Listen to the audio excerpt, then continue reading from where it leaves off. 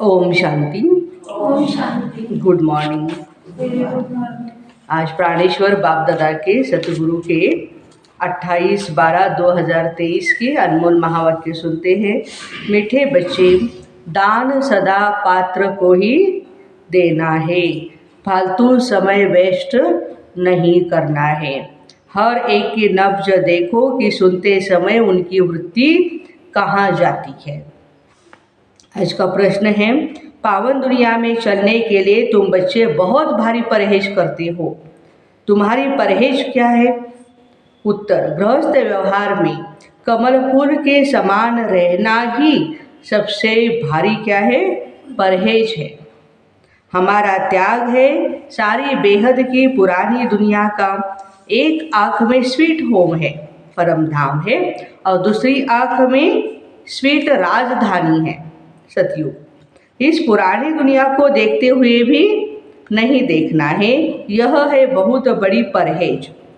किसी भी बीमारी से दूर होने के लिए परहेज की जितनी दवाइयों की जरूरत है उतनी परहेज की भी आवश्यकता होती है। तो बाबा कहते इसी परहेज से ही तुम पावन दुनिया में चले जाते हैं। गीत है आज का, धीरज धर मनुआ सुख के दिन आए ही आए। ओम शांति। गीता सुनने से ही बच्चों को खुशी का पारा चढ़ जाना चाहिए। ये गीत क्योंकि दुनिया में बहुत ही दुख है।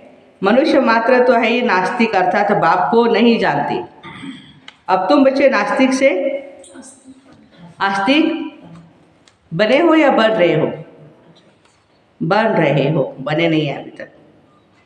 अच्छी तरह से परमात्मा को जानना, पहचानना, उनसे प्राप्तियां कराना कर रहे हैं। तो तुम बच्चे अब जानते हो हमारे सुख के दिन आ रहे हैं। कहीं भी तुम जाते हो तो पहले पहले तुम अपना परिचय दो। हम अपने को ब्रह्मा कुमार कुमारी क्यों कहलाते हैं? ब्रह्मा है प्रजापिता, शिव का बच्चा। ऊंचते ऊंच उस निराकार को ही कहा जाता है। ब्रह्मा विष्णु शंकर है उनके बच्चे। किसके? शिव परमात्मा के। विष्णु और शंकर को भी प्रजापिता नहीं कहेंगे। प्रजापिता ब्रह्मा यहाँ है। देखो यह पॉइंट अच्छी तरह से धारण करो। लक्ष्मी नारायण राधे कृष्ण को प्रजापिता नहीं कहेंगे। प्रजापिता ब्रह्मा नाम मशहूर है। यह है ही प्रजापिता साकार। अब स्वर्ग का रचयिता तो परमपिता परमात्मा शिव है। स्वर्ग का रचयिता ब्रह्मा नहीं है। निराकार परमात्मा आकर प्रजापिता ब्रह्मा द्वारा स्वर्ग रचते हैं। हम उनके बच्चे कितने ढेर हैं। आत्माएं तो है ही परमपिता परमात्मा शिव की संतान। समझाने का बड़ा अच्छा तरीका चाहिए। बोलो, हमको यह राजयोग परमात्मा सिखलाते हैं। ब्रह्मा द्वारा सृष्टि के आदि मध्य अंत का राज समझाते हैं। तो पहले यह ब्रह्मा सुन लेते हैं, जगदम्बा भी सुन लेती है। हम है ही बीके, गाया हुआ है। कन्या वह है जो 21 कुल का उद्धार करे, 21 जन्म का सुख दे। हम परमपिता परमात्मा से 21 जन्म सतयुग त्रेता में सुख पाने के लिए वर्षा लेते हैं। बरोबर सतयुग त्रेता में भारत सदा ही सुखी था, पवित्रता थी, तो वह हमारा बाबा है, यह है दादा। बरोबर सतयुग त्रेता में भारत सदा ही सुखी था, पवित्रता भी थी ना, तो वह हमारा बाबा है, यह है दादा। अब जिसके पास इतने बच्चे हैं उनको तो कोई परवाह नहीं है, कैसे घर चलाए, क्या करे, बच्चे ही चलाते हैं, तो बाबा को कोई परवाह नहीं है। कितने उनके बच्चे हैं, है ना। हमको ब्रह्मा द्वारा शिव बाबा राजयोग सिखलाते हैं। उस बेहद के बाप से हमको वर्षा मिलता है। सारी दुनिया ही पतित है, उनको पावन करने वाला एक बाप है। पुरानी दुनिया को बदलने वाला स्वर्ग का रचयिता वह सतगुरु है। स्वर्ग का सर्व का सद्गति दाता है। नई दुनिया में है ही श्री लक्ष्मी श्री नारायण का राज्य। भारत में जो देवी देवताओं का राज्य था वह देवताएं ही 84 जन्म लेते हैं। फिर वर्ण भी बताने पड़ते हैं, 5 वर्ण में हम कैसे आते हैं। समय पहले से ही लेना चाहिए। जो VIPs होते हैं उनकी अपॉइंटमेंट लेनी है। बोलो, इन बातों को चित्त लगाकर अच्छी रीति सुनो, बुद्धि को भटकाओ मत। भाई जी, बहन जी, तुम सब वास्तव में शिव की संतान हो। ऐसे नए नए बच्चों को ज्ञान सुनाना है, बाबा सुनाते। प्रजापिता ब्रह्मा तो सारे सिजरे का हेड है। हम ब्रह्मा मुख वंशावली ब्राह्मण उनसे वर्षा ले रहे हैं। योग बल से विश्व का राज्य पाते हैं, न कि बाहुबल से। जो जितना योग करेगा पद दे देगा, इसमें कोई लड़ाई आदि की बात नहीं है। हम घर बार भी नहीं छोड़ते हैं, हम तो अपने घर में ही रहते हैं। यह स्कूल है ही मनुष्य से देवता बनने का। मनुष्य तो कोई देवता बना न सके, यह दुनिया ही पतित है। पानी की गंगा तो पतित पावनी नहीं है, बार बार उसमें स्नान करने के लिए जाते हैं, पावन बनते ही नहीं। ऐसे रावण का भी मिसाल है, बार बार उसको जलाते हैं, वो जलता नहीं, मरता नहीं। ये रावण वाला पोस्टर भी ले जाना चाहिए। कोई ऐसी बड़ी जगह जाओ तो एल्बम भी ले करके जाओ। देखो ये सब बच्चे हैं, सभी की प्रतिज्ञा की हुई है पवित्र रहने की। अपना एल्बम लेके जाना है। वास्तव में ब्रह्मा के सभी बच्चे हैं। प्रजापिता ब्रह्मा सिजरे का हेड है। इस समय प्रैक्टिकल हम ब्रह्मा कुमार कुमारियाँ हैं, हो तुम भी, परंतु तुम जानते नहीं। अभी दुनिया में कोई भी सच्चा ब्राह्मण नहीं है। सच्चे ब्राह्मण हम हैं, राज्य भी हम पाते हैं। फिर यह ब्राह्मणों का सिजरा है। ब्राह्मण है चोटी। ब्राह्मण क्या है? चोटी है। बच्चों को समझा है श्री कृष्ण भगवान नहीं है, वह तो पूरे 84 जन्म लेते हैं। 84 जन्म पूरे होते ही फिर देवता बनते हैं। कौन बनाते? बाप बनाते। हम उनसे राजयोग सीख रहे हैं। उनको ही उनकी महिमा है परमात्मा की। कौशी एक ओंकार, सतनाम, अकाल मूर्त, खुशी भी सत, है भी सत, वो है ही निराकार निरहंकारी। उनको आकर के सर्विस करनी पड़ती है।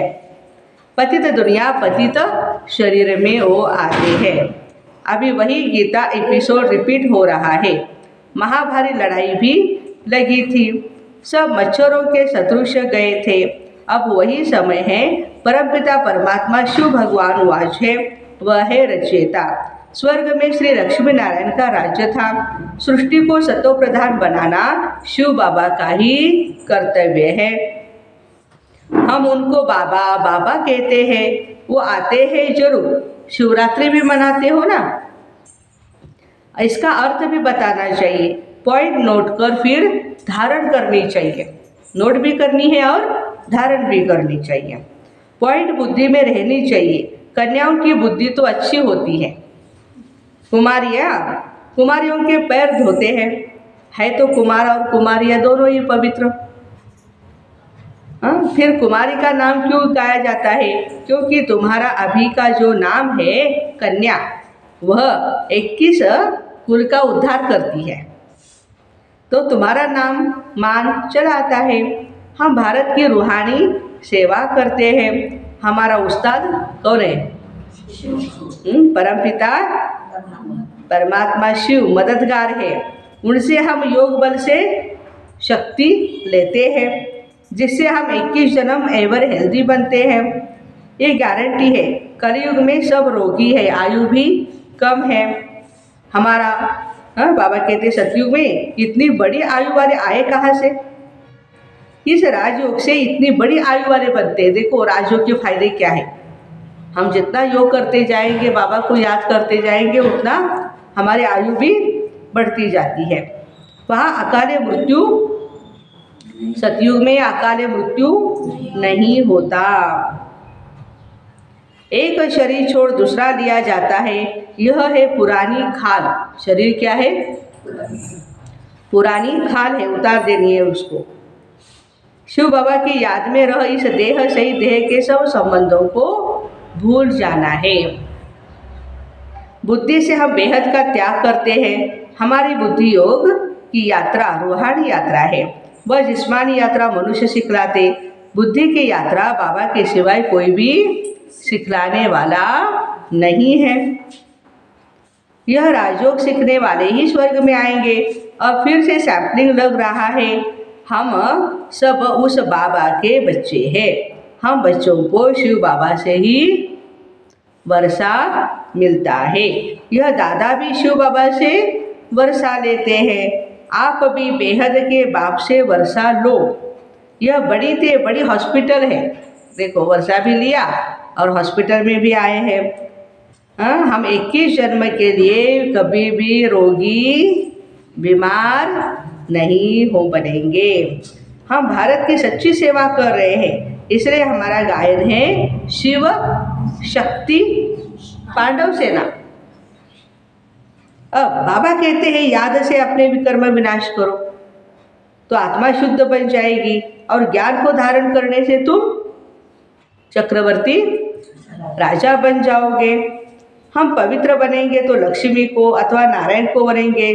सर्वगुण संपन्न संपूर्ण निर्विकारी यहाँ नहीं बनेंगे तो लक्ष्मी नारायण को कैसे वरेंगे? या वहाँ जाकर कहेंगे हम आपको वरने के लिए आए हैं, वरमाला डाल लो। नहीं, यहाँ ही वो तैयारी हमें करनी है, लायक बनना है। इसलिए कहा जाता है आईने में अपने को देखो। क्या हम लक्ष्मी नारायण को वरने के लायक बने हैं या नहीं? तो उसके लिए क्या चाहिए? पूरा पूरा नष्टो मोहा भी बनना पड़ेगा।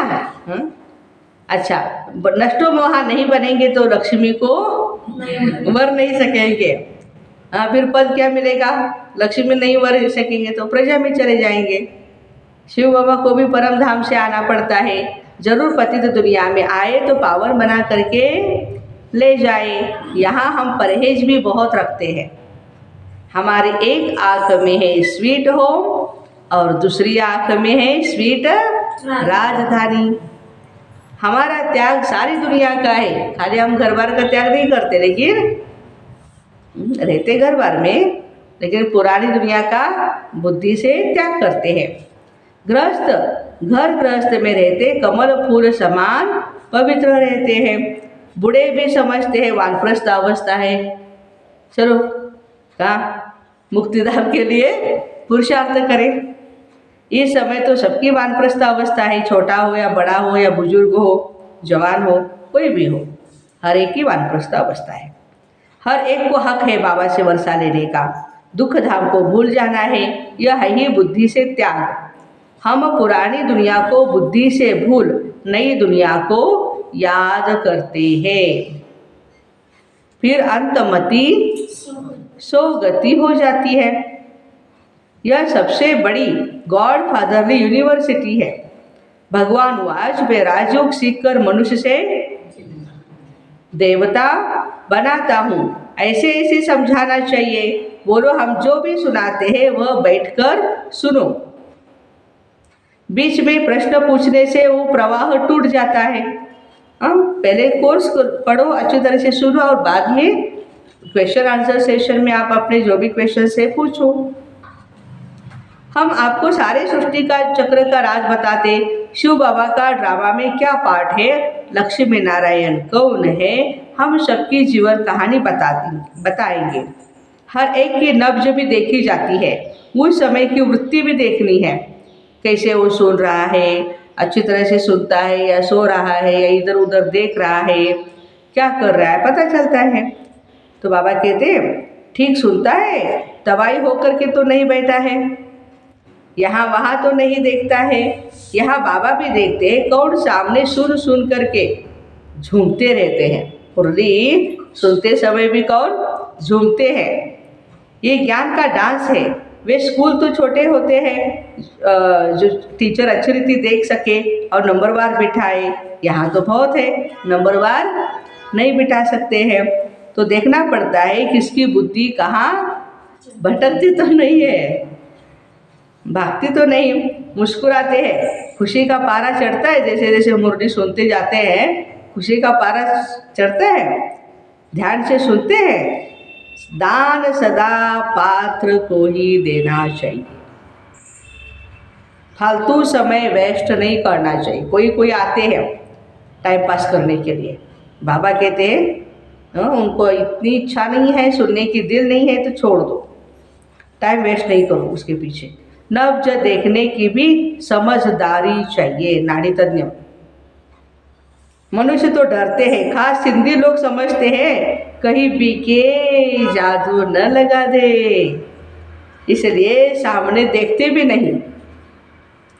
शिव बाबा समझाते तुम ब्राह्मण ही त्रिकालदर्शी बनते हो, फिर वर्णों का राज भी समझाने का है, हम सो का अर्थ भी समझाना है, हम आत्मा सो परमात्मा कहना भी रॉन्ग है। कोई फिर ब्रह्म को भी मानने वाले हैं, कहते हम ब्रह्मास्मि शिवोहम, खुद को ही बोलते हैं। माया तो 5 विकार है, हम ब्रह्म को मानते हैं, हम ब्रह्म तो, अरे ब्रह्म तो महतत्व है जो हमारा निवास स्थान है। जैसे हिंदुस्तान में रहने वाले अपना धर्म हिंदू कह देते हैं, वैसे वह भी ब्रह्म तत्व को कह देते हैं हम ब्रह्म हैं। बाबा की महिमा अलग है, श्री कृष्ण की महिमा सर्वगुण संपन्न संपूर्ण निर्विकारी डबल अहिंसक मर्यादा पुरुषोत्तम, ये तो देवी देवताओं की महिमा है। आत्मा जब शरीर के साथ है तब ही उसकी महिमा है। आत्मा ही पतित और अथवा पावन बनती है। आत्मा को निर्लेप नहीं कह सकते, इतनी छोटी सी आत्मा में 84 जन्मों का पार टनूंदा है, उसको फिर निर्लेप कैसे कहेंगे। अभी बाबा पीठ स्थापन करते हैं तो तुम बच्चे बाबा को क्या प्राइज देते हो?